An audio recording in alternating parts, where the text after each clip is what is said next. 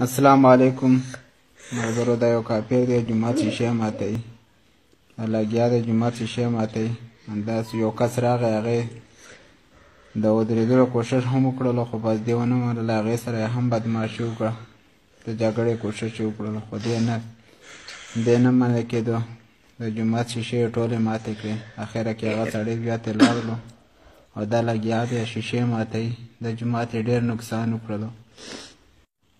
اخره کې بیا خپل انجام ته رسېدلی دی. مهرباني وکړئ چې دا پوره ویډیو وګورئ. دا خبیث لګیا دی جومات شیشې ماتوي. وګورئ اوس یې وګورئ. الحمدلله الحمدلله. وګورئ خبیث څنګه را پرېوته، څومره زر خپل هغه ته ورسېدو. دا سلو موشن کې هم وګورئ. الحمدلله.